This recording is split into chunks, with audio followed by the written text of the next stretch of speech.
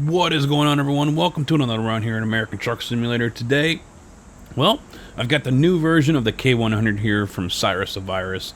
I've got this, I wouldn't know if you would call this a day cab, but it's damn near close to it. There, of course, are two cab versions, the big Aerodyne one, and of course the smaller one like this, where you barely have enough room to lay down. So, awesome old school truck right here. Right now I've got it hooked up to a 13-speed transmission and a Detroit diesel V92, if I remember correctly. Just take a look here at the... Yeah, I will visit online, because since I can't go there myself, there's a K100. And... yep, there we go. The Detroit diesel S92 V8 500 horsepower is what I have underneath the hood right now. So, you want to cancel? Yes. Yes, I do. Other than that, yeah, today's run is heading over to Oxnard. Got a load of mobile phones here, so going from one Costco to another Costco. Just a quick little transfer. I'll get on the road here, and then I'm going to go into a nice little rant session here about, well, container truck drivers.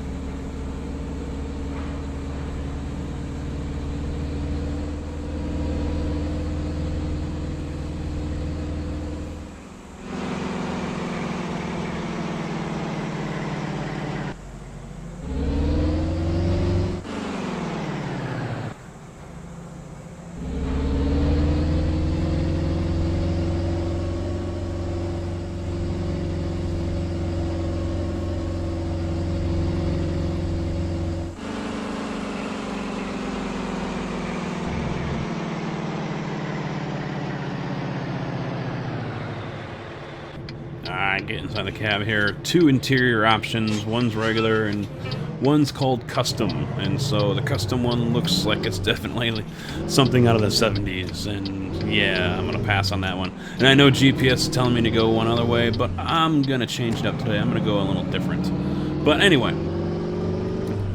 Yeah, oh my god, container drivers. I really can't stand them. Now, you guys know this. I've complained about them multiple times. I really can't stand container drivers. And then we're not talking to ones that are JB Hunt, Schneider, things like that. Those are normally legit companies with legit drivers that are pulling for them. But what I'm talking about are the guys that are hauling trailers like this one, the ocean liner ones, and the smaller ones, the 20-footers. You know, the drivers like that, they're driving beat-up trucks that are held together with duct tape. They've got different color body panels on there. You know, they're probably a DOT officer's wet dream, because they can probably find enough stuff in there to shut the truck down for life. So, you know, these guys, they're usually... They normally barely speak English. They barely know anything about the rules of the road. They're run ragged, and they drive trucks that, you know, are fit to be retired, you know, more than being on the road. And I'm mainly complaining about this because the main stretch of road I take, I-55, south of Joliet, it's becoming a major truck route for container drivers. Union Pacific as well as BNSF both have major rail terminals there. They've moved them out of Chicago.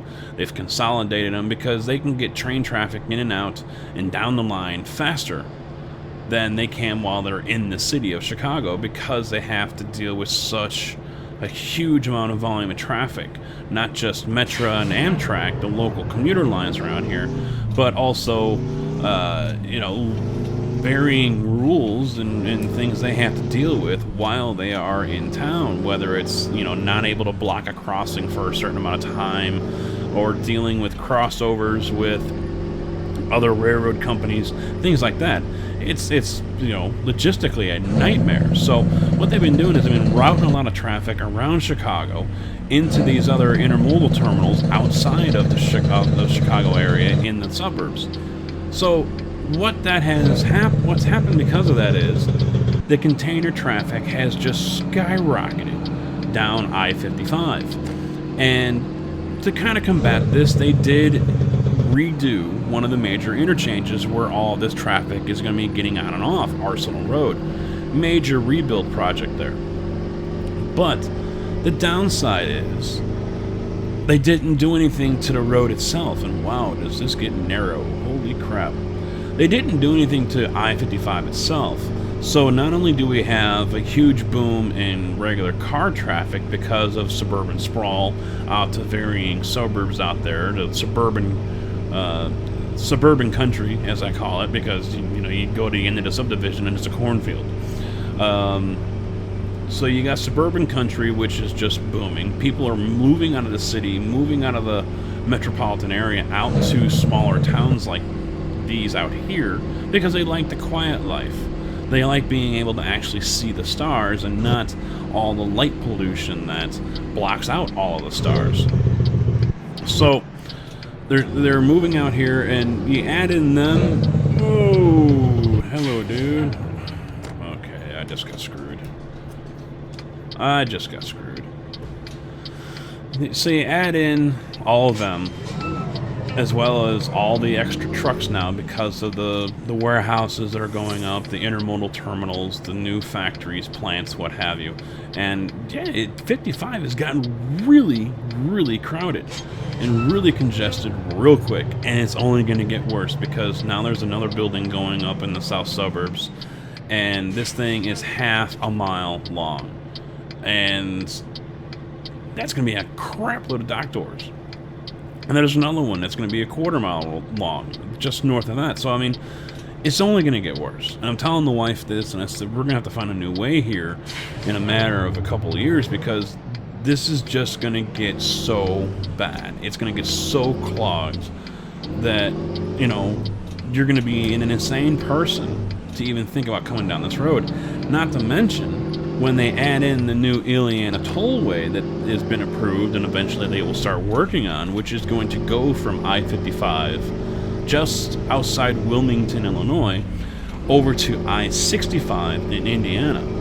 That's going to be a major truck route. It's going to be a toll road, but the truckers aren't going to care because if they can save themselves the hour to 3 hours or more of headache and congestion and crap that they deal with when they go down 80, 94 through northwest Indiana and Gary and all those other areas.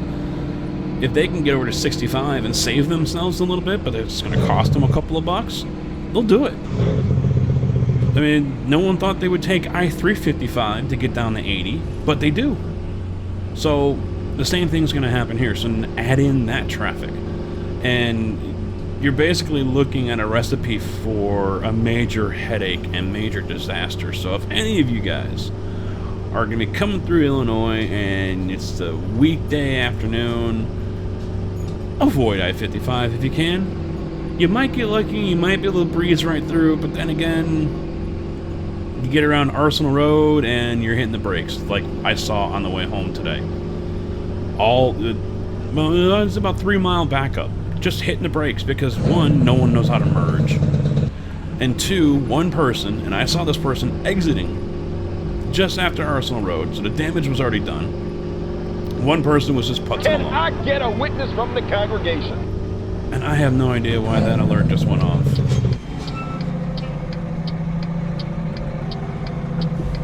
I almost missed my exit here, my turn. Get up the hill, come on. That was a little embarrassing because someone just subscribed on YouTube and I heard the alert, which I shouldn't be hearing the alert. Interesting.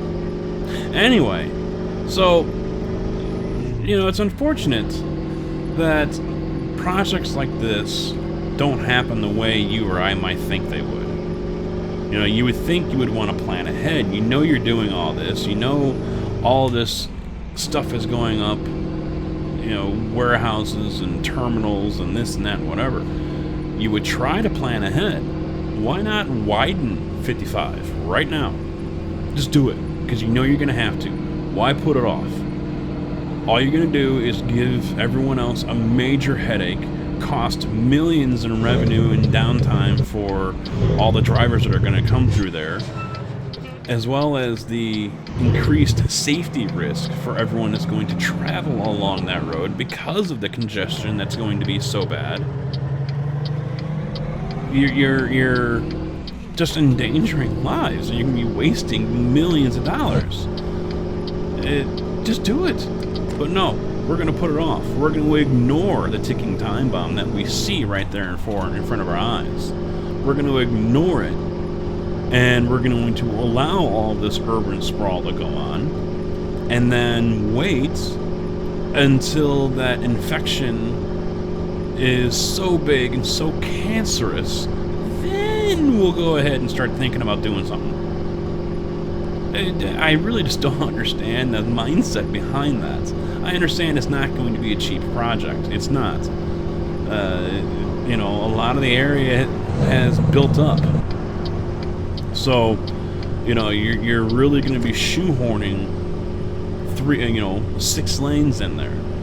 But, it can be done.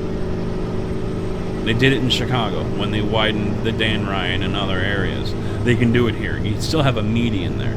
You can get rid of the median and, get it in that way.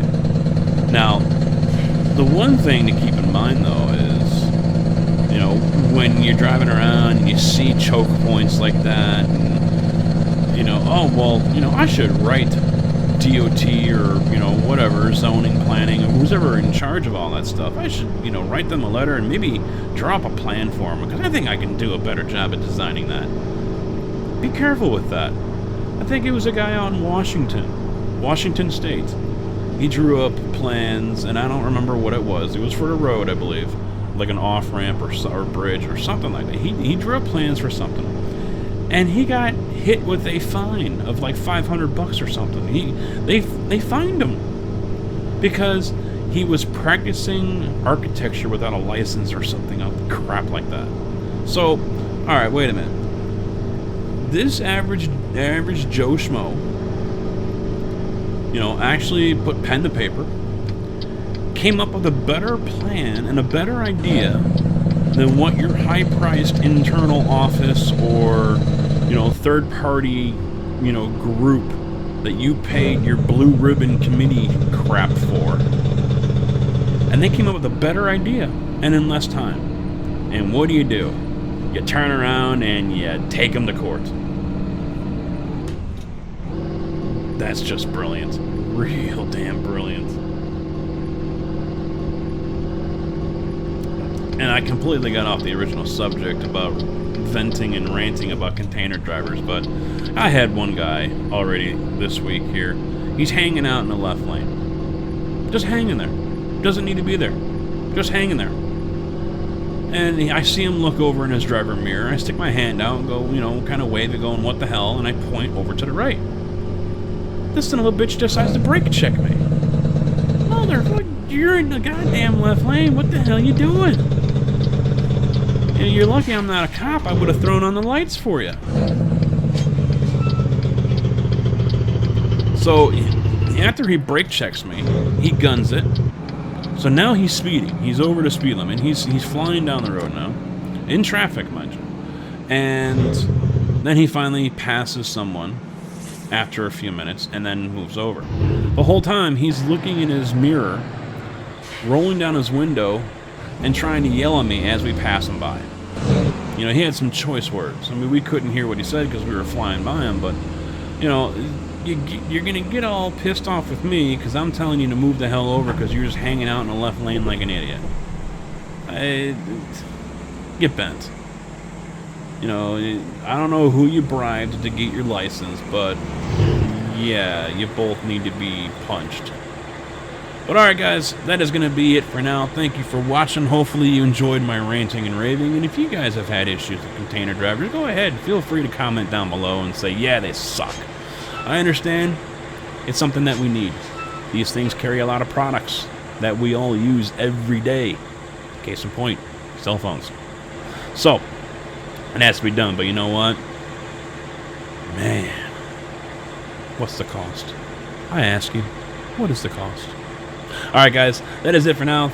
As I said, thank you for watching. Hopefully you enjoyed, and I will see you guys on the next run. Take it easy.